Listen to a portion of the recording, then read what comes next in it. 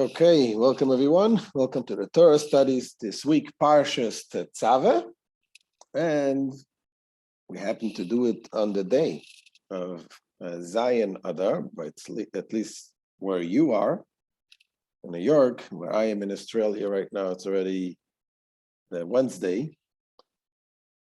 But Zion Adar, of course, is the birthday and the yahrtzeit of Moshe Rabbeinu. It is considered a very, very special day.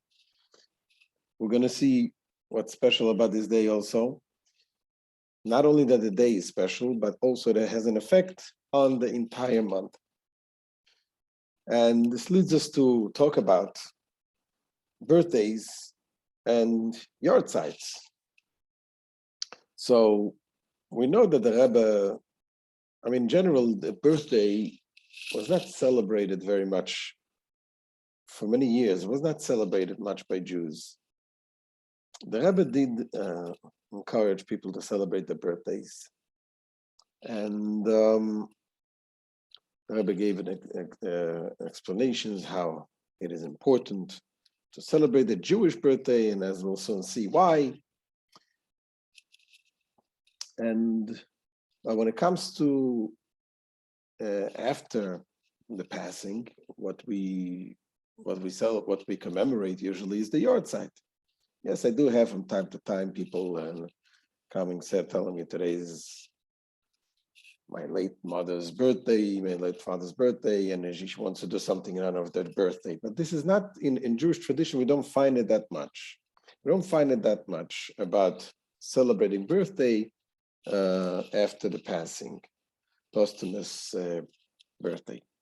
So what we're going to talk about today is indeed what is the difference between celebrating the birthday versus the day of passing, commemorating the day of passing, and especially with connection to Moshe Rabbeinu.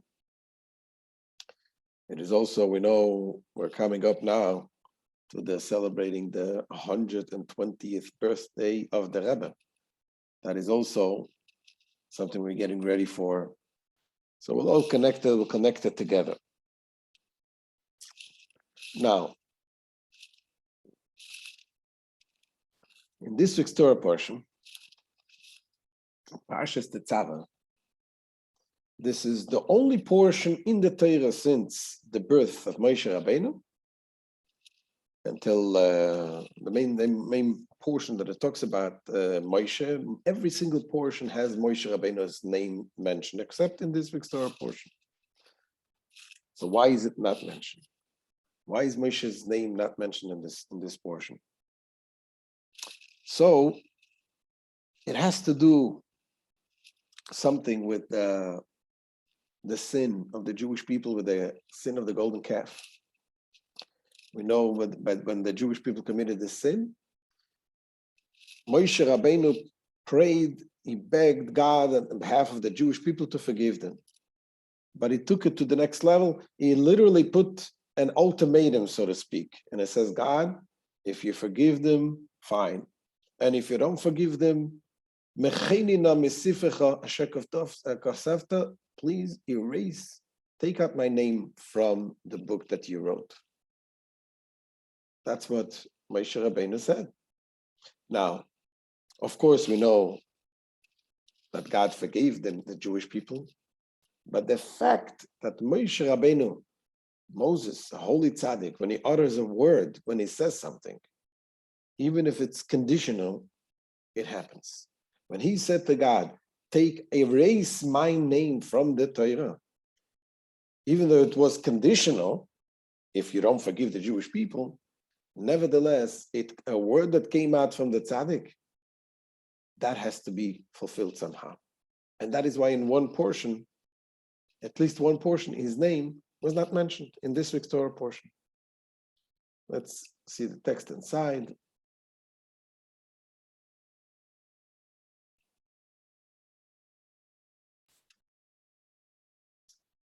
So here's it says, and now if you forgive the sin, good, but if not, erase my name from your book which you have written. And the Zohar explains that although Hashem did forgive the Jewish people, nevertheless, it has an effect. It says, who is greater than Moses, who said, but if not erase me now from your book, which you had written? Moses said this for good reason. And God even granted his request. And yet, he was not spared from punishment. Moses asked for his name to be erased, and indeed his name is not mentioned in the Parsha of Tetzave, in this week's Torah portion. But the question is, why in this week's Torah portion? Why not any other Torah portion? Not only that, the whole story of the golden calf is mentioned later in the Torah, but yet is not mentioned in this week's Torah portion. And the reason being is because of today. What's today? The 7th of Adar. What happened? What happened the 7th of Adar? Moshe Rabbeinu was born and he passed away. So because he passed away in this day and this week, it's always around this week.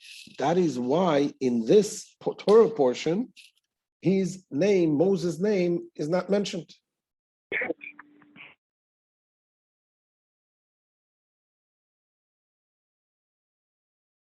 As we see inside. Okay, and this comes from the Chernobyl, the Moed Einaim. It says the Parsha of Tetzave falls out in the week of 7 Adar, the day Moses passed away. And so his name is not mentioned in this Parsha. Now, this is interesting.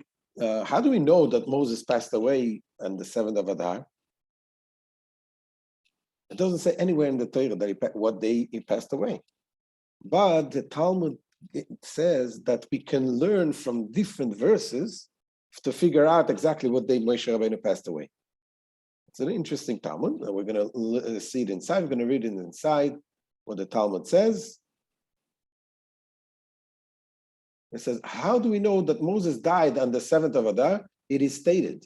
It says in the Torah, Moses, the servant of God,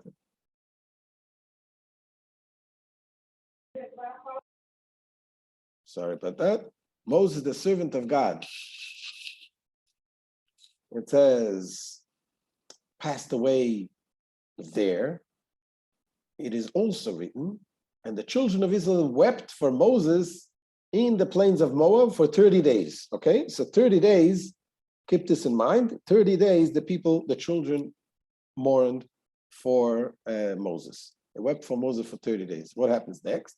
Another passage states, now it came to pass after the death of Moses, the servant of God, and it is written, pass through the midst of the camp and command the people, saying, prepare your provisions because you will cross the Jordan in 3 days. Which means that in 3 days after the Jewish people mourned, which means 33 days altogether. So 33 days, it is written, the people came up out of the Jordan on the 10th day of the first month. The first month is, of course, the month of Nisan. So we are working the dates, we're working backwards. We figured out when is the day that they crossed the river. They crossed the river to Eretz Israel to enter the land of Israel was the 10th day of the first month. That is Yud Nisan, the 10th day of Nisan. It's interesting that the Rabbi's birthday is the next day, Yud Aleph Nisan. I don't know what to make of it, but that's interesting. Now, so that's what happened. And the 10th day of Nisan, that's when they came into Israel. That's when they came into the land. So what happens? So now you count 33 days backwards. If you have 33 days backwards, you have when? You have the month of Adar is 29 days. You have 29 plus. You have 33 days. So you come up, you 23 days of Adar. Sorry, you have 23 days of Adar, because from the 7th of Adar till the end, you have 23 plus 3. I'm sorry, 23 plus 10, right? So that's exactly 33. Because the 10th day of Nisan, they came in, plus the 23 day of Adar. So you have minus 23, you have the 7th of Adar. So basically, this is what the Cheshbon.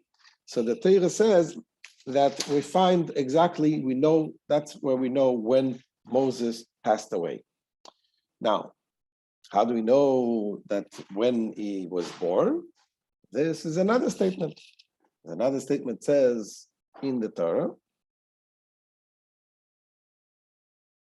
Okay, now it says subtract the 33 days from the 10th of Nisan, and you learn that Moses passed away on the 7th of Adar. Now, how do you know when he was born?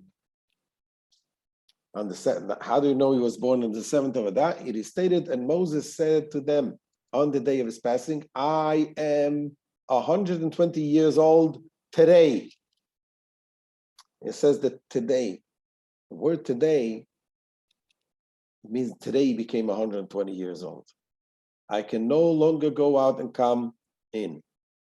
The word today appears redundant. What does it imply? That Moses turned 120 on that day. For God sits and completes the years of the righteous. From day to day and from month to month, as it is stated, the number of days I will fulfill. Okay, so we know now, we figured out exactly when Moshe Rabbeinu was born, when he passed away. We know he passed away on the day that he was born. So what are the customs? What do we do? How do we celebrate this day?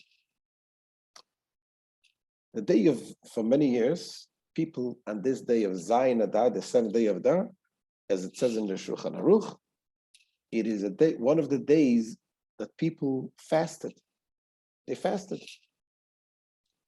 As we see here, a quote from the Shulchan Aruch. It says, these are the days when tragedies occurred to our ancestors, and it is appropriate to fast on these days. One of the days that are listed is on the 7th day of Adar, the day that Moses, our teacher of blessed memory, passed away. Okay? So that's the only thing that we know in tradition, what we do on this day, we fast.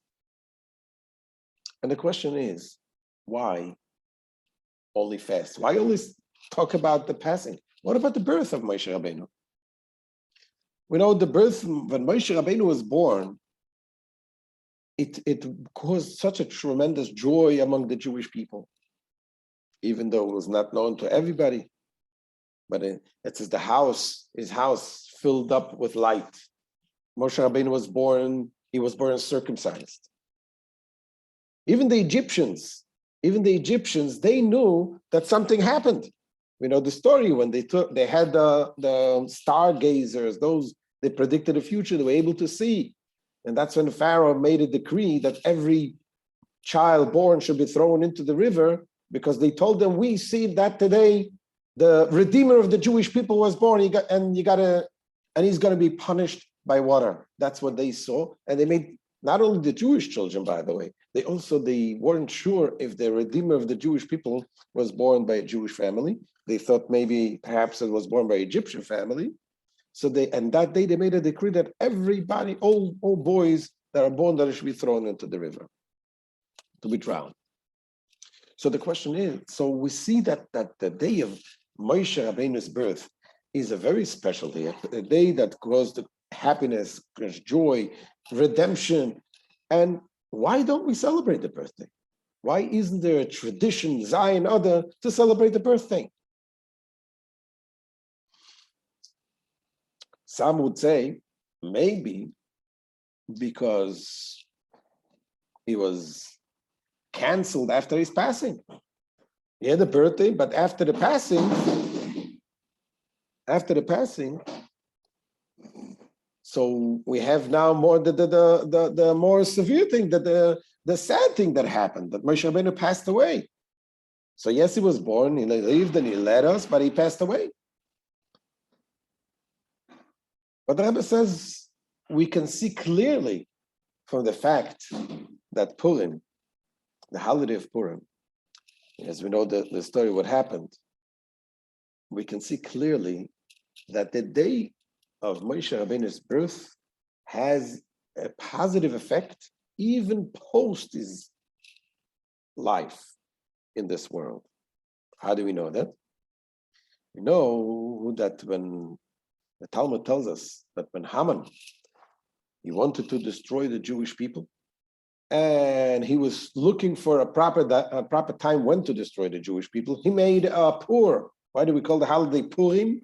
Purim is from the word pur, which means a lottery, a raffle. He made a lottery to cast a lot which day he would do it. And he came out on the month of Adar. Haman was quite a knowledgeable person, and he knew that on that month, the Jewish leader Moses passed away. So he got very excited. He said, that is a month that bad things happen. It's a bad luck for the Jewish people. Excellent. That is a good thing.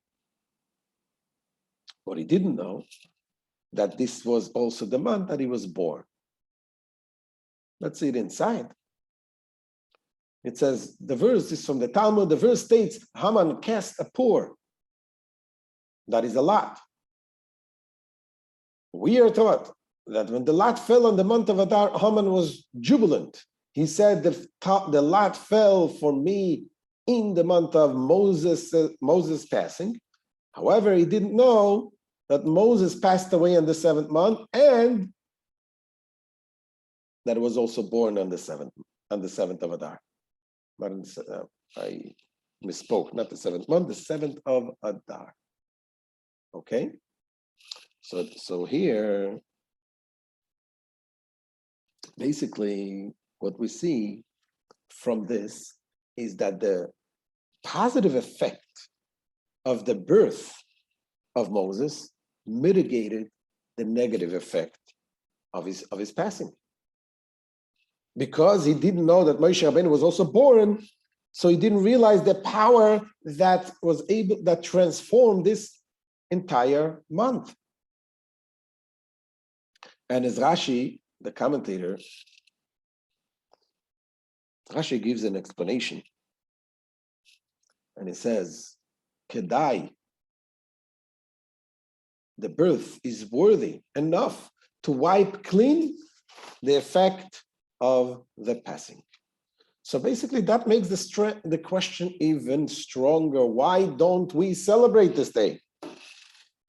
Why don't we celebrate the day of Moshe Rabbeinu's birth? Why is Moshe's birthday not celebrated? Do we not consider his birthday a good omen for the Jewish people, as is proven from the Purim story?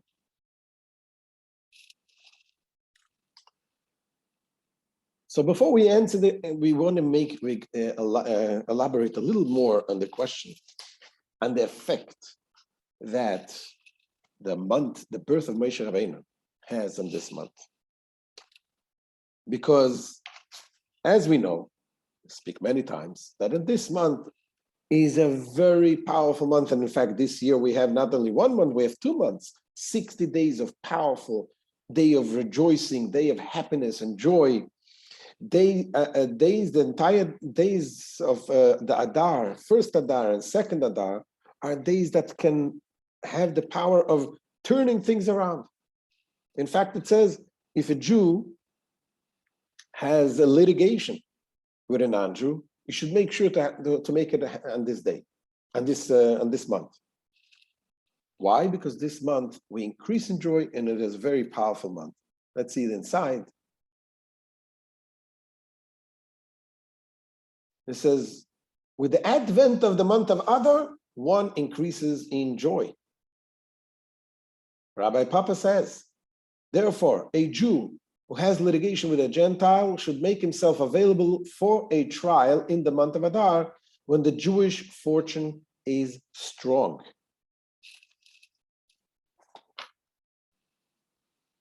Okay? And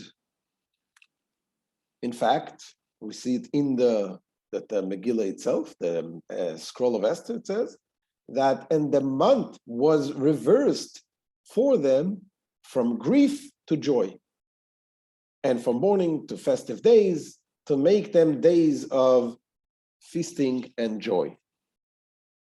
Okay. Question is, why? Why is it? I mean, we always talk about, the month was turned around, but why is it affecting the entire month? When was the miracle of Purim? When did the miracle of Purim take place? It took place on the 13th day of Adar. And then the 14th day they rested, and that's when they made the celebration. The 13th day of Adar was the day that the war took place. If you remember the story, what happened was there was a decree that Haman made, and Ahasuerus sealed. They gave him the seal. He was the king that ruled over the entire population, and that the decree was that every single Jew should be annihilated in one day. And then it was such a decree because he had a very smart plan.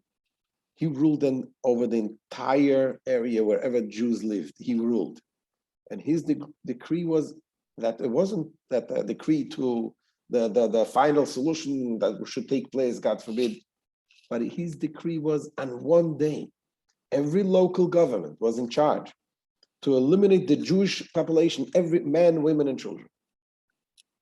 That took place for an entire year. Entire year, the people were in fear. And when the story came and Esther became the queen and she turned the things around, Ahasuerus didn't stop that decree. Whatever order he issued, he didn't retract the order, because an order of a king you don't retract. He only issued a second order, and the second order was that the Jews should defend themselves, should have the right to defend themselves. So up until the day of the war that actually took place on the 13th day of Adar, the Jews were in such fear, which, by the way, also the Alter Rebbe mentions, that we saw the self-sacrifice and devotion of the Jewish people to God on the entire year, because the entire year was a decree that Jews should be eliminated, killed.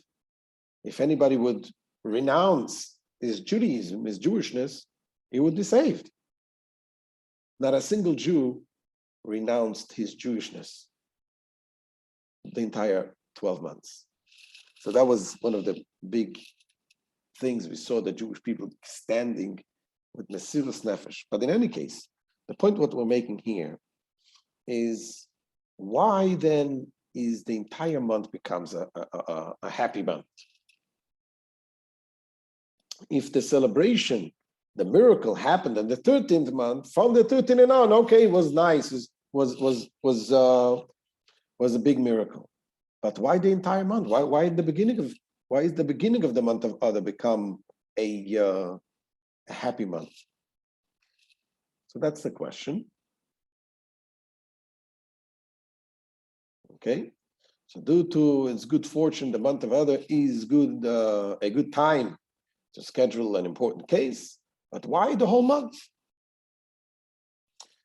So to answer this question, we're going to look at Rashi, the famous commentator Rashi. He makes a comment when he talks about the days of Adar should be happy days. He makes a comment which really is very strange to understand, very difficult to understand. Simple comment. What does he say? Let's see it inside.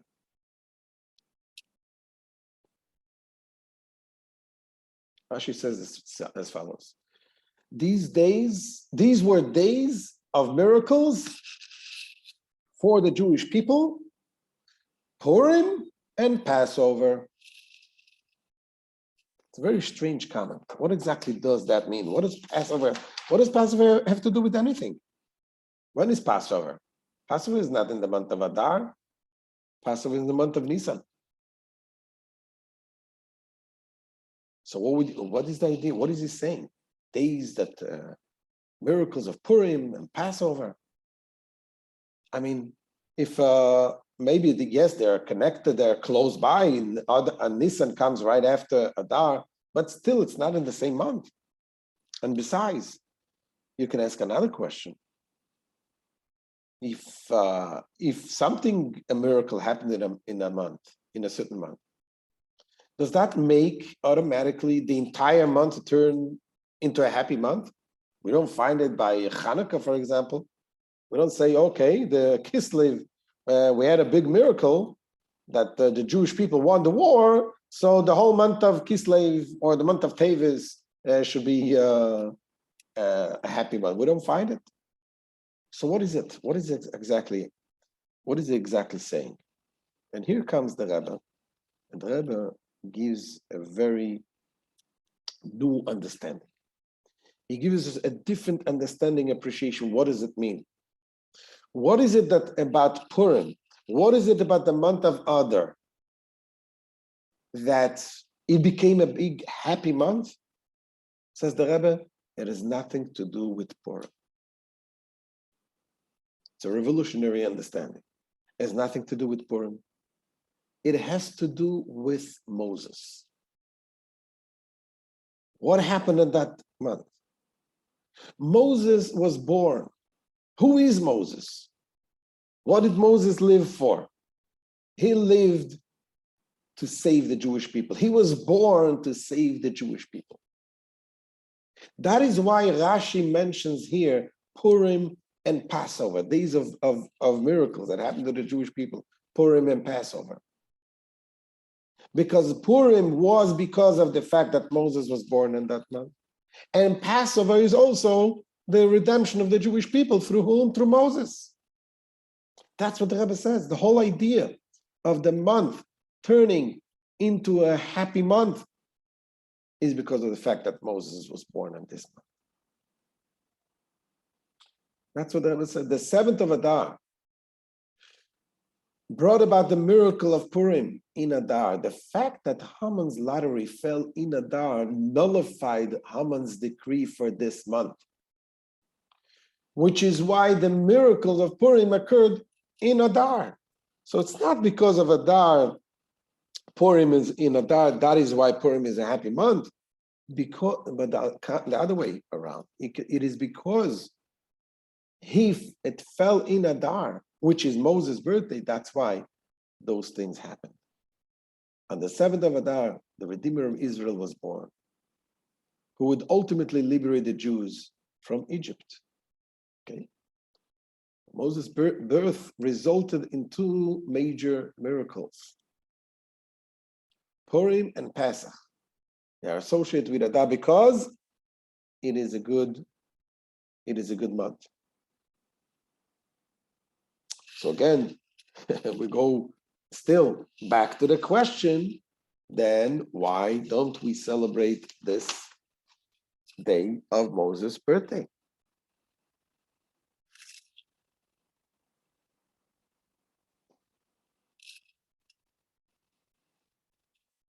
So the Rebbe gives an explanation. The explanation of the Rebbe is going to be that really, when we celebrate, we're talking about birthdays. Celebrating the birthday. What happens on the birthday? On a birthday, it is the potential of the person begins on his birthday. You know, it's interesting with the Rebbe, when people came over to the Rebbe for birthdays, and telling the Rebbe that they have a birthday, the Rebbe's usual wish would be Shnas Hatzlacha.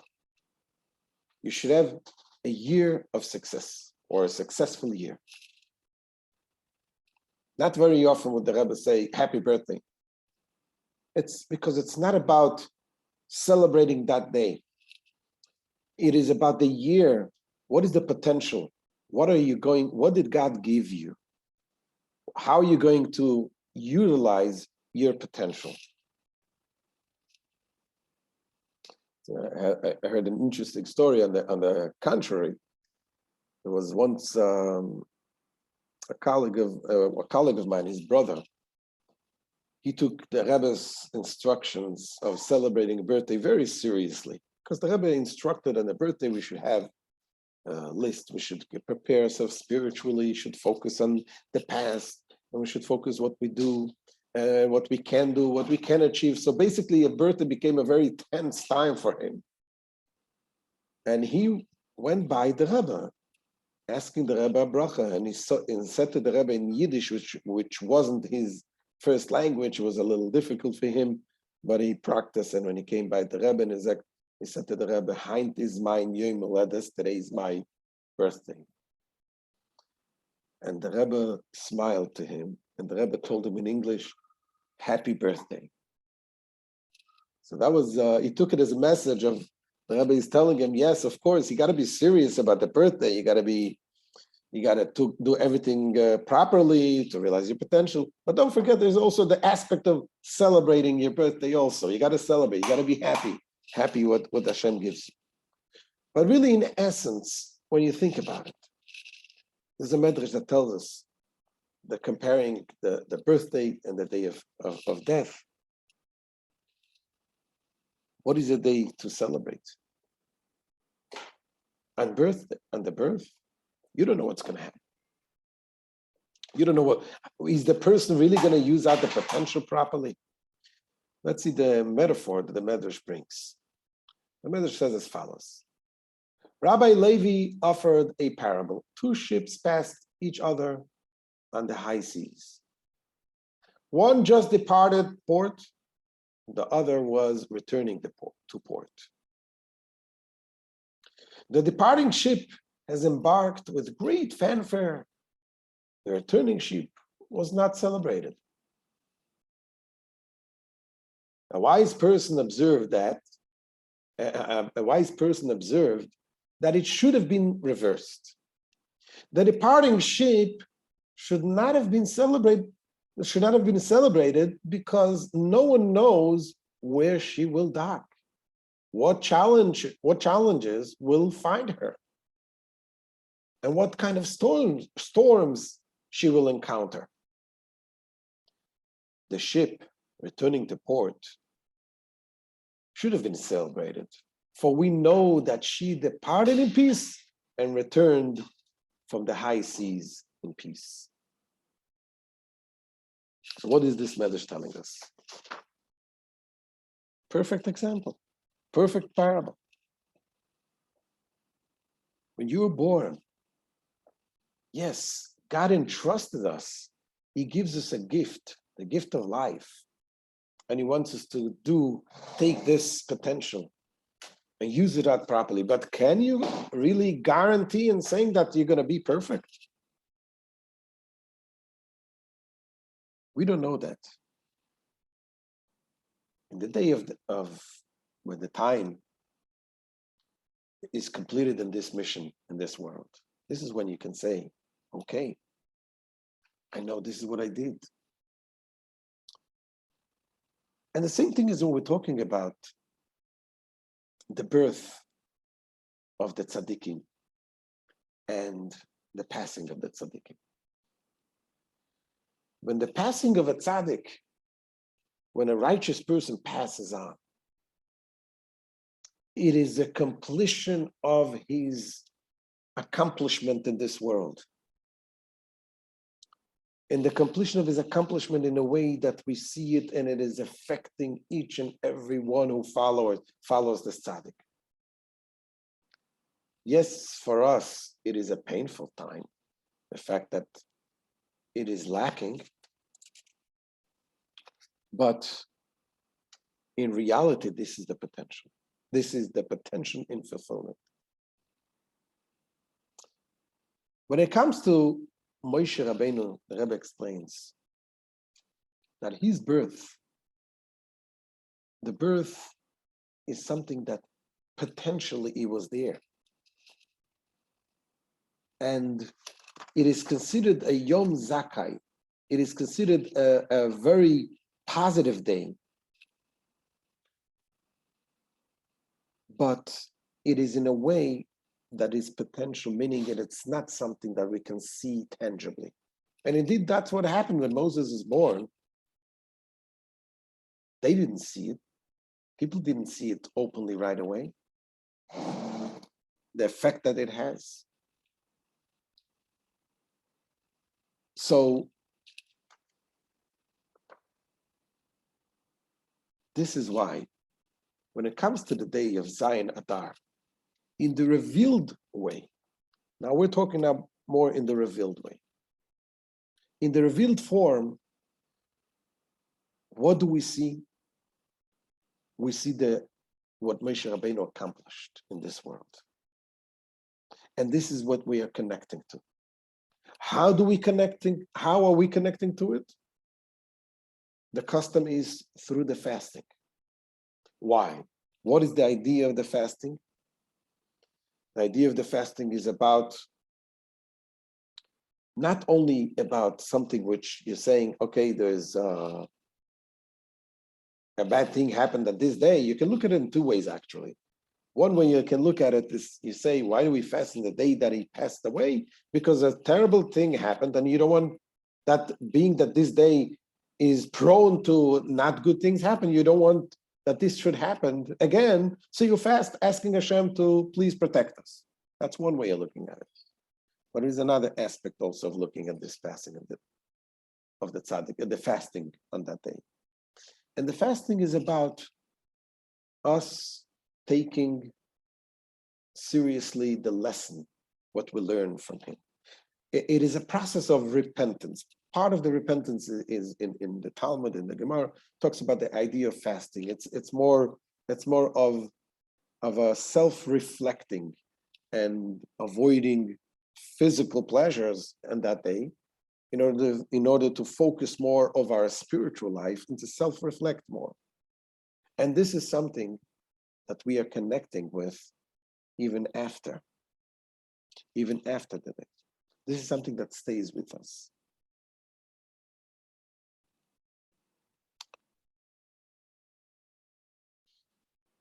So that's why, you see, that is why we celebrate the birthdays, we celebrate the Jewish birthdays. Again, because of celebrating a birthday, it's not that we are, okay, oh, I was born, nice. Okay, who cares? You celebrate the Jewish birthday and the day that God gave you the mission to fulfill in this world. And you celebrate this with a happiness, with a joy.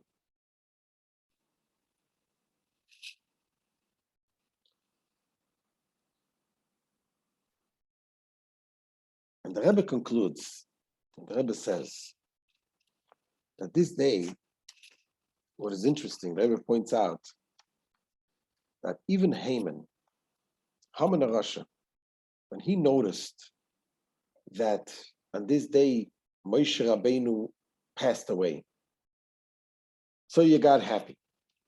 What did he see? What did Haman see?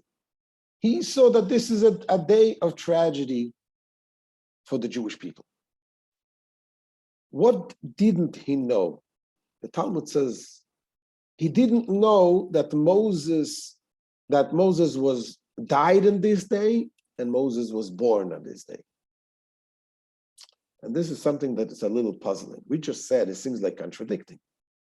We just said that he knew that Moses died on this day. So, and the Talmud continues to say he didn't know that Moses died on this day and that Moses was born on this day. But he did know that Moses died on this day. And the Rebbe explains what it means, that he didn't know the meaning of the death of Moses. By him, death is a bad thing. He didn't realize that the dying on this day, meaning that the completion of his mission on this day, is the actualization of his potential. That's what he didn't realize. And this is another novelty, new way of that the Rebbe is learning and understanding this part of the Talmud. That Haman didn't understand it, he didn't appreciate it, what it means, the death of Moshe. But we do understand.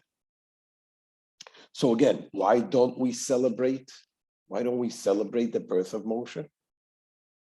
Because We are human. We are physical. Physically, we don't see the benefit after the death of Moshe. We see only Moshe Rabbeinu passing. So physically, we don't see Moshe here. But in potential, the birth of Moshe Rabbeinu has much, much more power. It is a powerful thing that is affecting us in our lives. And there's an interesting fact to know that it was a customary by the Lubavitcher Rebbe's that on this day, the 7th day of Adar, they would celebrate but by not saying Tachnun. They wouldn't say Tachnun, which is a prayer that you omit when there's a happy day, when there's a celebration. So the Lubavitcher Rebbe's, after they became a Rebbe, they would omit this prayer of Tachnun on the 7th of Adar. What does that mean? That means that they did reach that level of potential, connecting with the potential of Moses, because they were Moses in a sense. It says, the Zohar says that every generation, there is the Moses, is the extension of Moses is in every single generation. And the Rebbes, when they became Rebbe, when they became leader, they achieved that level of Moses the way he is in potential. I know it sounds a little deep, but what is the bottom line? What is the takeaway from this? Number one, we understand the potential of this month, the ability that in this month, the month of Adar, that Moshe Rabbeinu, the leader of the generation, the fact that he was born, he came to this world, which was to fulfill the mission of what? Of redeeming the Jewish people. That had the effect that changed the entire month around. So that is why in this month we have the ability to change everything in our life in a positive way. And this year, as we said before, we have it twice, 60 days. 60 days, which we're only in the beginning now. So we have a tremendous opportunity to accomplish. And number two, also to know how to celebrate our own birthdays. And our own birthdays is, again, we celebrate them. Why? It is because we're celebrating a Shnas Hatzlacha, a year of potential fulfilled, and of a year of future potential to be fulfilled. So, I want to wish you all much success, Hatzlacha, and we should all be able to utilize our potential every single day, and especially in these days, we should do it mitoich simcha, with happiness and joy, because simcha peiretz geder, joy has the ability to break through all barriers. That is a fact. When you have a barrier, something emotional barrier, any type of barrier, when a Jew is limited in a way, when you become happy, you break through the barriers. See, for example, a person who is stingy, is not giving out. When you see when his daughter is getting married, all of a sudden he'll give out, he'll give money, he'll give people. A person who is not very huggable, when he's happy, all of a sudden he'll break his barrier of not being so open and warm and affectionate. He'll become very affectionate. That is the power of the happiness. We're able to break through all the barriers. So, l'chaim Yidden. L'chaim should have a happy month, and we should have the revelation and getting ready to the Rebbe's birthday, 120th birthday coming up soon. We should have only simchas. L'chaim, l'chaim. L'chaim, Rebbe. Okay. Good Shabbos in Australia. All the best. Thank you very much. And we'll see you soon. We also, the Tanya classes, by the way, will be only online, because the times here in Australia is not doesn't fit. But Mitzvah Hashem, next week we'll have another Torah studies from here, God willing. All the best. Thank you very much.